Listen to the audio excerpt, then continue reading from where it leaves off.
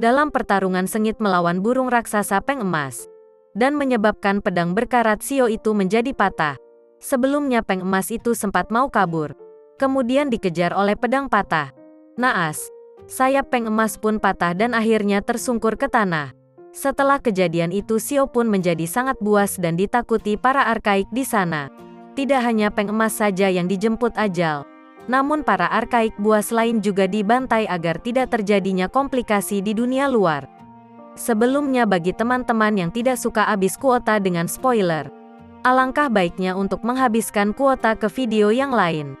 Namun bagi teman-teman yang penasaran dengan alur ceritanya, silahkan untuk tetap stay dan terima kasih atas dukungannya. Let's go!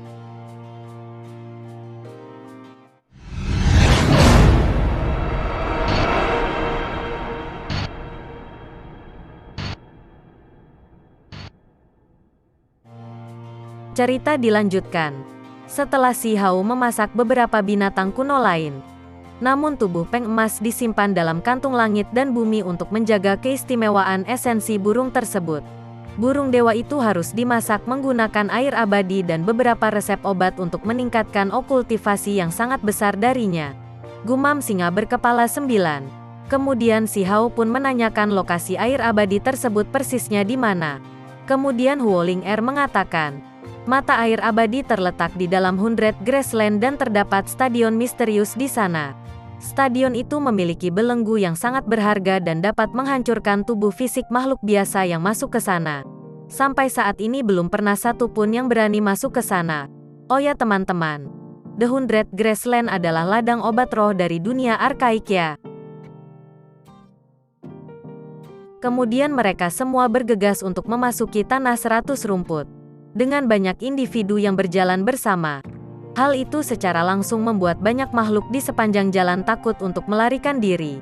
Setelah sekian jauh berjalan akhirnya mereka mendekati tanah 100 rumput.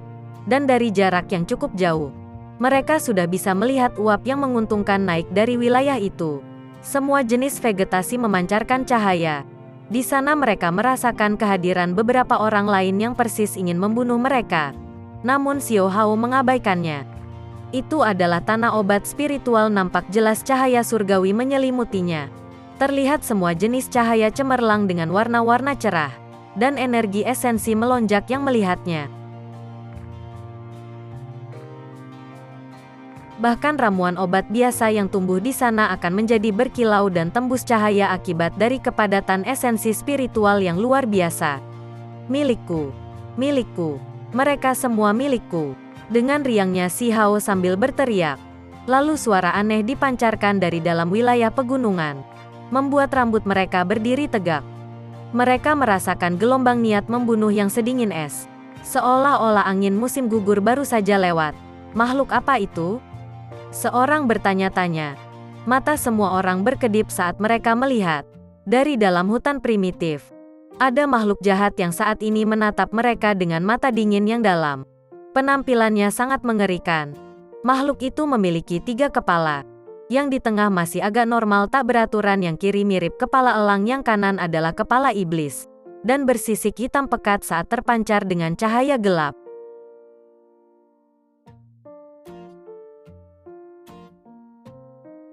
Tingginya 5 meter, tegak dan kokoh. Kedua tangannya berlumuran darah karena di cakarnya terdapat arkaik yang dimakannya hidup-hidup. Sungguh makhluk yang sangat mengerikan. Dengan gelombang suara saja bisa menyebabkan pohon-pohon kuno meledak. Makhluk itu berkata pada mereka di sana, "Aku paling benci ada orang menggangguku saat aku sedang menikmati makananku." Kemudian makhluk itu melompat ke arah mereka. Aura membunuh terpancar jelas dari wajah makhluk itu. Sambil berteriak lalu makhluk itu melompat ke arah Si Hao. Dengan sigap Si Hao pun melompat ke langit dan pertarungan pun terjadi dalam jarak dekat itu. Jatos dan tinju segala pukulan dikeluarkan di sana. Kedua individu terlihat seperti matahari kecil yang cemerlang saat menggunakan serangan dengan metode-metode berharga. Serangan itu membuat kedua individu berterbangan ke segala arah dan terlihat semua yang ada di sana pun menjadi berantakan. Yang ada di sana pun menjadi gemetar melihat makhluk itu sangat liar dan agresif. Namun dengan tubuh fisik kuat Si Hao, pertarungan itu menjadi menarik untuk ditonton.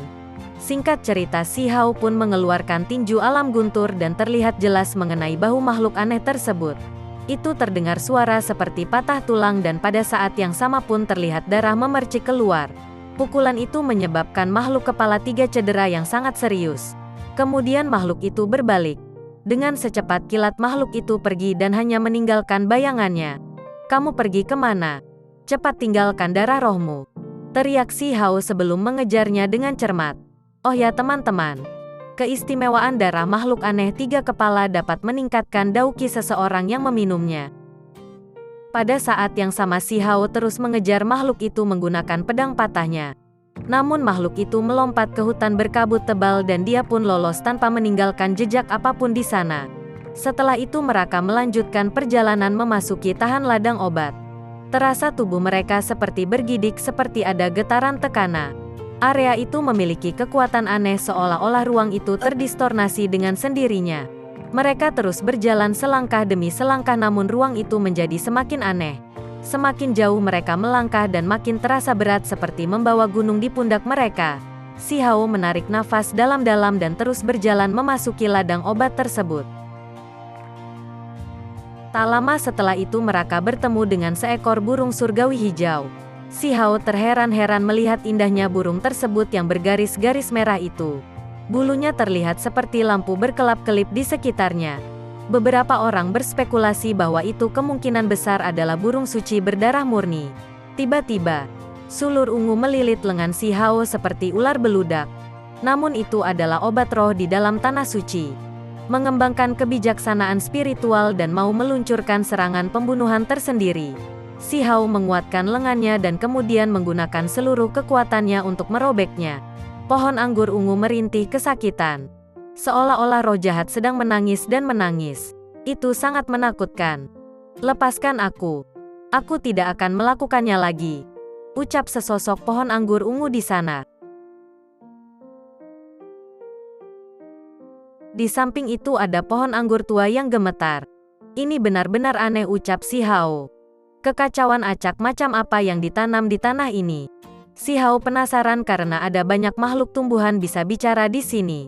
Terus Si Hao mengambil langkah ke depan. Dia dengan santai menendang keluar. Namun sesaat memicu teriakan keras. Dan itu adalah batu yang meringis kesakitan saat berteriak dengan suara au-au. "Anak buas. Aku hanya batu. Jangan makan aku." Mereka semua makin terheran. Bahkan sebuah batu pun bisa membuka mulutnya dan berbicara di tempat ini. "Mungkinkah Anda adalah roh penjaga? Dan ada darah berharga yang tersimpan di dalam diri Anda?" Mata si kecil memancarkan cahaya. Dia berjongkok dan mengangkatnya. "Aku tidak punya darah yang berharga. Ini murni karena saya tinggal di taman surgawi ini dan mengambil keuntungan dari debu bunga surgawi spiritual. Hasilnya, saya mengembangkan kecerdasan dan kemampuan berbicara." Batu itu berbicara dengan ketakutan. "Bunga spiritual. Apa itu?" "Itu adalah jenis obat suci. Anda harus segera mencarinya.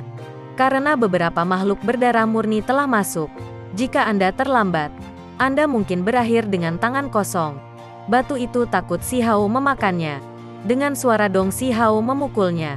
Kemudian membawanya di telapak tangannya dan dengan cepat bergerak maju. Dan berkata, "Kamu akan menjelaskan kepadaku apa yang terjadi di taman surgawi ini."